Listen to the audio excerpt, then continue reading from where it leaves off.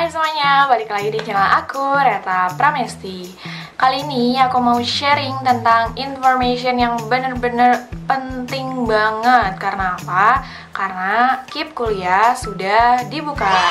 Jadi KIP kuliah ini apa sih Kak? KIP kuliah ini merupakan bantuan pendanaan dari pemerintah untuk siswa-siswi yang kurang mampu yang ingin melanjutkan ke perguruan tinggi. Nah, kalau misalnya kamu memenuhi bahwa kamu itu kurang mampu, silakan bisa nih untuk daftar karena peluangnya terbuka lebar. Semoga kamu bisa mendapatkan KIP kuliah.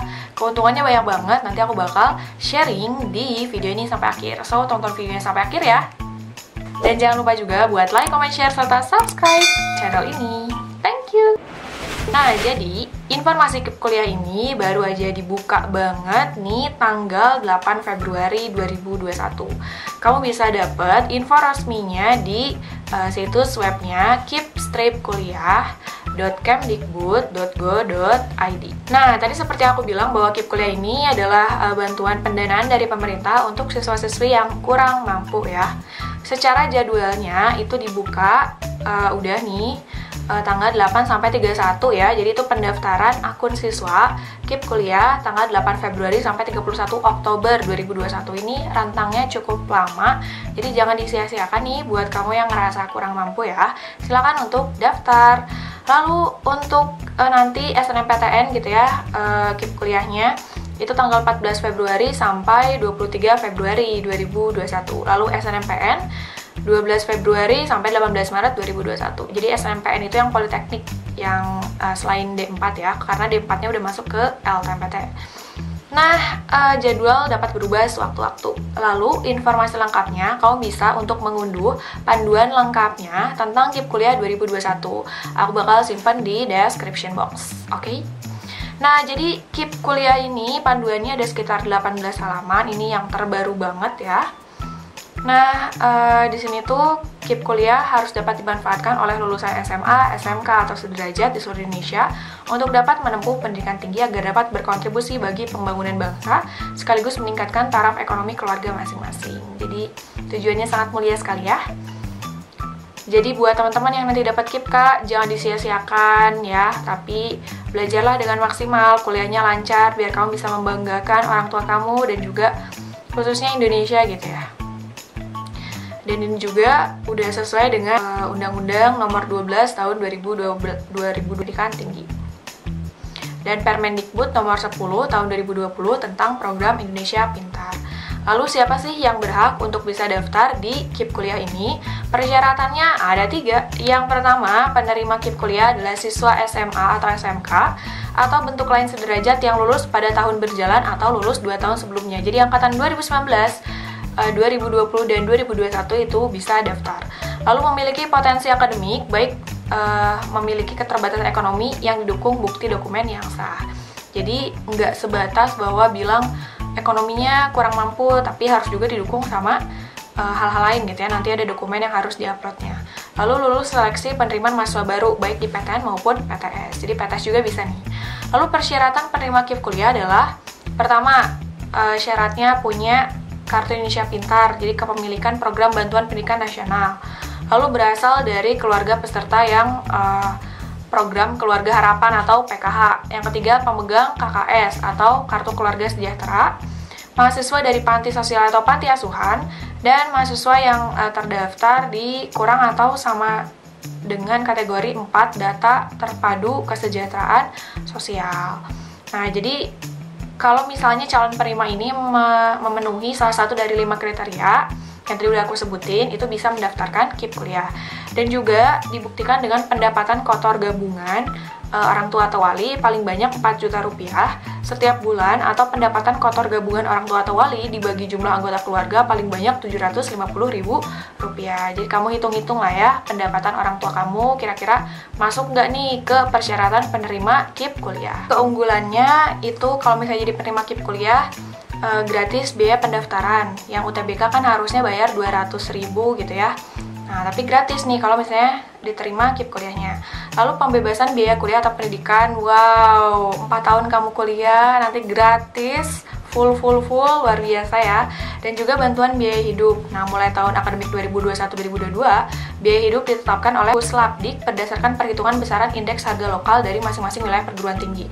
Oh, ternyata bakal beda-beda gitu ya, sesuai dengan wilayah lokal perguruan tingginya. Luar biasa ya.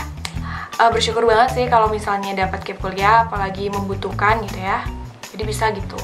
Jangka waktu pemberian KIP kuliahnya untuk reguler itu maksimal sarjana 8 semester, D4 8 semester, D3 6 semester, dan D2 4 semester. Program profesi juga bisa nih untuk daftar KIP kuliah. Nanti untuk yang dokter gigi, dokter hewan itu maksimal 4 semester, untuk nurse, apoteker, dan guru maksimal 2 semester. Selanjutnya, daftarnya itu kayak gimana? Daftarnya bisa mengikuti tata cara pendaftaran KIP kuliah untuk seluruh jalur. Jadi SNM, SBM, SNMPN, SBMPN, dan Mandiri. Lalu dilakukan secara online melalui laman KIP kuliah yaitu kip-kuliah.kemdikbud.go.id. Nah, karena sekarang juga ada mobile-nya gitu ya, ada aplikasinya di Play Store. Bisa di-download juga nih tentang KIP kuliah mobile apps, oke? Penerima KIP kuliah juga ditetapkan oleh Puslapdik atas usulan perguruan tinggi setelah mahasiswa melakukan registrasi di perguruan tinggi. Nah, pendaftaran KIP kuliah ini harus memenuhi untuk data validnya, yaitu NIK, NISN, dan NPSN. Jadi, harus punya juga email aktif ya, karena nanti bakal dikirimin nomor pendaftaran dan kode akses untuk bisa loginnya. Oke, jadi NIK, NISN, NPSN, dan juga email. Itu penting banget syaratnya. Dan juga kamu tadi memenuhi syarat untuk menerima KIP kuliah.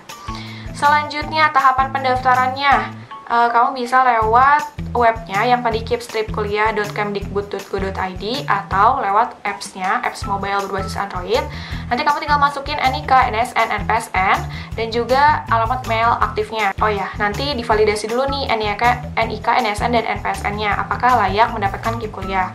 Serta kalau misalnya udah, selanjutnya bakal dikirim ini nomor pendaftaran sama kode aksesnya ke email kamu. Makanya kamu harus pantengin emailnya masing-masing. Udah kayak gitu, misalnya udah dapet nih kode aksesnya dan nomor pendaftaran, kamu bisa untuk login. Nah, jadi masukin aja nomor pendaftaran sama kode akses yang berdasarkan email, lalu menyelesaikan proses pendaftaran KIP kuliahnya. Jadi identitas semuanya nanti diisi, oke?